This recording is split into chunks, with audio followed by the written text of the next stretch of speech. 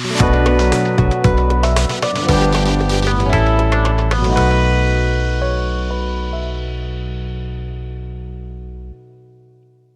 everyone, welcome back to the show. We're diving into a topic today that, well, kind of touches everyone in some way. Fear. You guys sent in a ton of books and articles on it. Everything from those little everyday anxieties to the really deep-seated fears that can seriously hold us back. Yeah, and the thing about fear is it isn't always this big, obvious thing, right? It can be kind of sneaky, like a low hum in the background, just, messing with our decisions without us even realizing it. Totally. Ever noticed how you pull back in a relationship just when things are getting, really good? Oh, yeah. He's scared, she's scared. Suggest that might be our fear of being vulnerable playing out in a weird way. Makes sense. But the question is, what are we so scared of exposing when we, let someone really see us? Right. And it's not just in romantic relationships either, right? That fear of commitment thing, it can pop up everywhere. That new job you're hesitant to go for, or even just trying that pottery class you've been thinking about. True. It's like this fear of what if that keeps us stuck in our comfort zones. Okay, that makes a lot of sense. And he's scared, she's scared, points out something kind of funny, that people with commitment issues often, well, they find each other. Exactly. It's like this weird dance they do, this push and pull. It's totally fueled by fear. Yeah, one person gets close, the other one backs off, and round they go. And a lot of times that whole dance is driven by some pretty deep-rooted anxieties. Fear of love, fear of loss, even just that fear of not being good enough. Oh, I've totally been there. Those moments where that fear of getting hurt just pops up in a relationship and suddenly you're building walls. Nope, don't actually want that commitment anyway. Classic self-protection mode. But the thing is, it can really get in the way of experiencing real intimacy and connection, For sure. It's what's the point of even being in a relationship if you're too scared to let the other person in, right? Exactly. And this whole fear dynamic, it plays out on a much larger scale, too. We see it in society all the time. And you're talking about that fear of the invisible idea, right? That book was fascinating. Absolutely.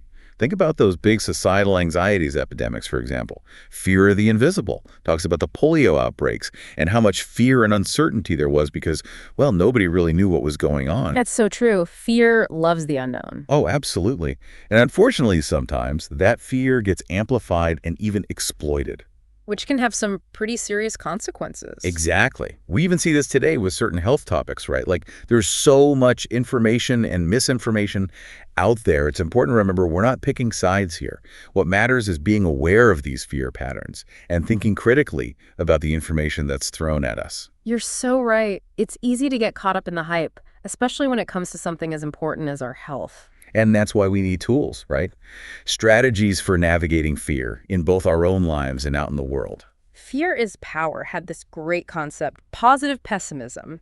It's looking that worst case scenario dead in the eye and being okay, even if that happens, I got this. I love that. Because when you have a plan, even for the worst possibilities, fear loses a bit of its power, doesn't it? Totally. It's you're taking back control. Exactly. And it ties in with what Living Above Fear talks about, facing your fears head on. The book argues that often when we confront our fears directly, they kind of disappear. So instead of letting fear hold us back, we can use it as fuel to move us forward. Exactly. Living Above Fear is all about taking bold action. It's about recognizing that fear is a natural part of growth. Stepping outside our comfort zone is where the magic happens. I love that. Fear might be along for the ride, but we get to choose the destination. Exactly. Although, let's be real, sometimes those first steps outside our comfort zone can feel terrifying. Oh, tell me about it. And that's where the idea of baby steps comes in, which Fear is Power also talks about. Those tiny actions, as small as they might seem, they can really start to chip away at procrastination. I've actually found that just acknowledging the fear instead of trying to ignore it can be surprisingly helpful. It's okay, fear, I see you. Now watch me do this anyway. It's about shifting from fear being this roadblock to seeing it as more of a signpost. It's giving you information, but you get to decide what to do with that. I love that analogy. But sometimes we need a little backup as we're navigating those fear-filled paths. Totally. Fear is Power talks about finding your fear friends, those people you trust who you can be vulnerable with, who get it. Yes. It's when we keep those fears bottled up inside, they have so much more power over us. Right. Fear is Power says, shining a light on those fears, naming them, It helps us dismantle their hold on us. It's about recognizing them, bringing them out into the open.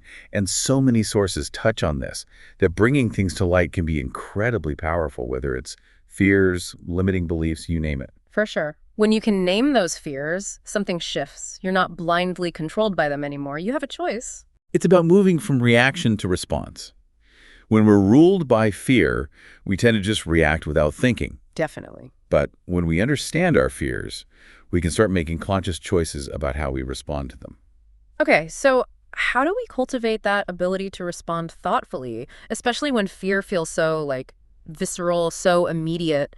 I know several of the books talked about mindfulness practices. Just taking a moment to breathe. Seriously, it's amazing how something as simple as focusing on your breath can shift everything. Fear, essential wisdom, Yeah. talks about how mindfulness practices help us ride the waves of strong emotions without getting, totally wiped out. Like hitting the pause button in the middle of a fear-fueled freak out. Yes. Yeah. Instead of letting fear make your decisions for you, you can actually hit pause, look at it, and then decide how you want to move forward. And hey, sometimes that conscious decision might even mean reaching out for a little extra support, right? 100%. Therapists, counselors, they can be game changers when it comes to understanding and managing fear and anxiety. Absolutely. It's about building a toolbox of coping skills. And sometimes you need a little help putting those tools together. It's true. And speaking of tools, so many of the sources, including Fear, Essential Wisdom, talked about the power of gratitude. Oh, I love that one. When we're super caught up in fear, it's easy to get stuck in that negativity spiral, But focusing on what you're grateful for, on the good stuff you already have, that can be huge. It's like shifting your perspective from a place of lack to a place of abundance. And sometimes that shift involves getting real about those deeply held beliefs about ourselves. That makes me think of how to release fear-based thinking. It really dives into those limiting beliefs we carry around, the stories we tell ourselves about who we are, what we're capable of. Which, let's be honest, those beliefs can be so deeply rooted that we don't even realize how much they're holding us back. It's like these unconscious patterns of thought that keep us trapped in these cycles of fear and self-doubt. And how to release fear-based thinking. It really makes you stop and think. Are we subconsciously afraid to succeed because deep down we don't think we're worthy? Are we sabotaging our relationships because we're terrified of intimacy? It's a lot to unpack. It's about peeling back the layers, trying to get to the root of those fears.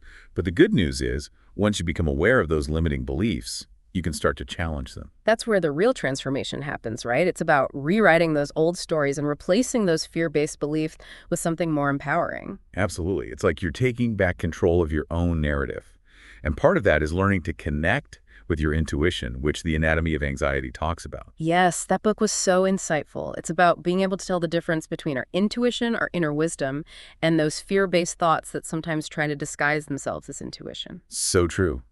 Learning to trust that inner voice, even when it's subtle and the world's being loud, is so important. It's like finding that quiet whisper amidst all the noise. Exactly. And, sometimes that inner voice is trying to tell you something about your energy and how you're spending it, which the Anatomy of Anxiety talks about as well. Oh, that's a good point. It encourages us to be more mindful of how we're using our energy. It's like so many of us are stuck in this constant cycle of overworking and overthinking, and it's exhausting. Right.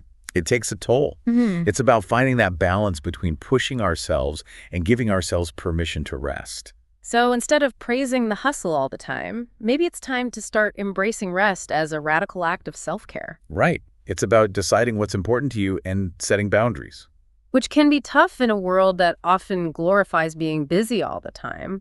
And that ties into that fear of missing out thing, doesn't it? We're constantly plugged in, comparing ourselves, which just fuels the fear. And what's crazy is how that constant comparison can mess with our sense of self-worth, right? Like it feeds those fears. It's like there's this voice in your head saying, you're not good enough, not successful enough, not attractive enough. It's exhausting. And that brings us to a really interesting concept from the big leap, the upper limit. Yes. Tell me more about that. So it's basically this internal thermostat we all have for how much happiness, success, or even love we think we deserve. Okay. And the big leap argues that when we start exceeding that limit, even if we don't realize it, we often sabotage ourselves to bring ourselves back down to a level that feels comfortable, even if it's not actually good for us. So it's like this self-imposed ceiling on our own potential, and it's driven by fear and probably a lack of self-belief, right? Exactly. Hmm. We might be afraid of success because we don't think we can handle it, or afraid of real love because we don't think we're worthy. And that fear can show up in all sorts of messy ways. It's like that saying, we're our own worst enemies. Truth. And the key is recognizing those patterns, challenging those beliefs, and raising that upper limit so we can actually experience all the good stuff. So how do we actually raise that upper limit? That feels like kind of terrifying in itself. Right. It takes courage, for sure. The Big Leap talks about consciously choosing to live in our zone of genius. It's that sweet spot where our talents and our passions and our purpose, they all line up. It's like embracing your true self, no apologies, no holding back. Exactly. And yeah, that really connects with what Quiet talks about too. Tuning out those negative voices, those doubts. Oh, totally. That whole idea of quieting the mental chatter. Yes, Quiet reminds us that those negative thoughts, those criticisms, they're not facts. They're just thoughts. And we can choose to challenge them. It's like we have the power to hit the mute button on those unhelpful thought loops. Exactly. And the book gives some really practical advice for calming that inner storm. Like getting into a good sleep routine, being mindful of screen time before bed. It's all about creating that inner peace. It's like creating a sanctuary for your mind, which, let's be real, we could all use a little more of these days. Absolutely. And it reminds us that we're not victims of our own thoughts. We can train our minds to focus on what's positive, what's empowering. It's like fake it till you make it for your brain, right? Exactly. Even if you don't fully believe it yet, acting as if you do can shift your energy. It's amazing how powerful our minds are. Speaking of powerful, Never Fear Cancer Again talks about the power of our lifestyle choices. You know, how our diet and how we manage stress can really impact our health. That's huge. And it's a topic that's surrounded by so much fear. But Never Fear Cancer Again encourages this more empowered approach, like focusing on what you can control. Making choices that support your health rather than living in fear. Exactly. It's about recognizing that we have agency. We're not just like passive bystanders. We can make choices that help our bodies thrive. And a big part of that is getting informed, right? Mm-hmm. Being aware of potential toxins in our environment, being smart consumers. Absolutely. It's about taking that holistic approach to well-being. Mm-hmm. Everything's connected, our thoughts, our emotions, our bodies, the environment. It's all part of the same big picture. And taking that holistic view can even change how we understand fear itself. Yeah. It's not just about managing our own individual anxieties, right? It's also about seeing the bigger context, those societal fears that Fear of the Invisible explores. Right, like those anxieties around epidemics, the way health information is presented, how our perceptions of risk get shaped. It's like fear doesn't exist in a vacuum. It's influenced by our culture, our upbringing, the media we consume. Absolutely. And just like we can question those limiting beliefs we have about ourselves, we can also question those bigger narratives that fuel our fears. It's about being critical thinkers, not just accepting everything we hear at face value. Exactly. It's about becoming more informed, more empowered, more resilient, and remembering that fear is a natural part of the human experience. It's what we do with that fear that matters. Exactly. Do we let it control us? Or do we use it as fuel for growth? Love that. So how do we actually make that shift? How do we go from feeling afraid to actually feeling fearless? It's a process, right? It's not like you flip a switch. Yeah. But one thing that Fear is Power talks about is this idea of naming those mind games that fear likes to play on us. Bringing those anxieties out into the open, shining a light on them. Exactly. Recognizing those patterns and choosing to respond differently. And, it's interesting. Fear, understanding and accepting, points out that sometimes we try to ignore those fears altogether. Like if we don't acknowledge them, maybe they'll just go away. But that rarely works, does it? Nope. In fact, ignoring our fears often just makes them stronger. It's like trying to hold a beach ball underwater. You can keep pushing it down, but eventually it's going to pop back up. So what can we do instead? How do we deal with those fears that just keep coming back, no matter how hard we try to ignore them? Fear, essential wisdom, suggests a really interesting approach. Embrace them. Allow yourself to feel those fears fully, while also remembering that those feelings are temporary. They won't last forever. It's like being present with those feelings, acknowledging them without judgment, and trusting that you have the strength to get through it. Yes, recognizing that fear is like a wave. It might feel overwhelming in the moment, but it will eventually crest and break. We don't have to fight it. We can simply allow it to wash over us and then recede. It's about tapping into that inner resilience, that strength that's always there within us. Exactly. And sometimes that means taking those steps outside our comfort zones, like fear is power encourages. Even when those steps feel small, those little acts of courage can make a big difference. Absolutely. It's about building momentum, proving to yourself what you're capable of, one step at a time. And sometimes those steps involve challenging those limiting beliefs that are holding us back, right? Yes. It's so easy to get stuck in those negative self-talk loops. It's like we can literally rewire our brains for more courage, more resilience, more self-belief. Exactly. And a big part of that is learning to trust our intuition, that inner wisdom that's always there to guide us. The anatomy of anxiety talks about this too, right?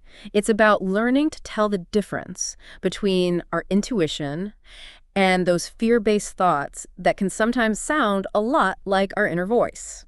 It's true, it can be tricky. That inner voice, the intuitive one, it's usually pretty quiet, but it always has your best interests at heart. It's about finding that quiet whisper in the middle of the mental chaos. Exactly. Yeah. And the more we practice tuning into that whisper, the easier it becomes to navigate those fear-filled moments and make choices that are truly aligned with what we want. You know, it's so easy to forget when you're in the middle of feeling afraid that there are people out there who get it, that we're not alone in this. So true. And fear, understanding and accepting, does a great job of reminding us that a lot of our fear comes from this place of insecurity, that feeling of not being safe or that things are out of control. It's our survival instincts going a little haywire, right? Like there's no actual tiger chasing us, but our brain's acting like it. Exactly. Yeah. And the book encourages us to, instead of just freaking out, try to get curious about those insecurities, figure out where they come from, and then find healthier ways to deal with them. So instead of letting our fears make decisions for us, we can at least hit pause and say, okay, what's really going on here? Yeah. Acknowledge those feelings, have a little compassion for yourself, and then make a choice about how to move forward. And I know we've touched on this, but so many of the books emphasize the importance of grounding ourselves when those fears pop up, like getting out of our heads and into our bodies. Totally. That mind-body connection is so powerful. It's like hitting the reset button, you know? Just taking a few deep breaths can make a world of difference. For sure. And one thing that fear, understanding and accepting, really drives home is that fear is a natural part of life. It's not a sign that we're broken or messed up. It's not something to be ashamed of. Exactly. It's like that saying, feel the fear and do it anyway. Right. Acknowledge it, honor it, and then take that step. Exactly. And those courageous steps, they don't have to be huge, right? Fear is power is all about those baby steps outside our comfort zones. 100%. It's about building momentum, proving to ourselves that we're stronger than we think we are. And sometimes those small steps involve facing those limiting beliefs head on, right? Like those voices in our heads that say we're not good enough or we can't handle it. That's something How to Release Fear-Based Thinking really made me think about. It's so easy to get stuck in those negative thought loops. Yeah. And often, we don't even realize it's happening. Oh, totally. It's like we're running on autopilot. But the good news is we can choose to change the program. Yes, we can literally rewire our brains. For more courage, more resilience, more self-love. And for me, a huge part of that is learning to trust that inner voice, that intuition that already knows what's best for us. Like the anatomy of anxiety talks about, learning to distinguish between those fear-based thoughts. The ones that say, danger, danger, Hmm. when there's not really a threat. Right. And that quieter, wiser voice that's always there, guiding us. And that voice usually gets drowned out by the fear, you know? It's like trying to hear a whisper at a rock concert. Exactly. Yeah. But the more we practice tuning into it, the easier it gets. I love that. So as we wrap up this deep dive on fear, what are some of the biggest takeaways for you? What really stuck with you? I think for me, it's remembering that we all experience fear. It's a universal human thing. It doesn't mean there's something wrong with us. Mm-hmm. And we have so much more power than we realize to choose how we respond to those fears. I love that. It's not about becoming fearless overnight. It's about building up those inner resources, practicing mindfulness, gratitude, self-compassion. That's how we navigate those challenges with more grace and resilience. Beautifully said. What about you? What's resonating with you? Honestly, it's that feeling of hope. All these different authors, these different perspectives, and they all point to the same truth. Mm. We're not alone in this. when we have the power to move through those fears and create lives that feel brave and authentic. I love that. So, to everyone listening, as you go about your day, ask yourself, what is one small step you can take today to move beyond a fear that's been holding you back? It doesn't have to be a huge, life-altering step. Even a tiny step in the right direction can make a difference. Remember, fear might be a part of life, but it doesn't have to define you.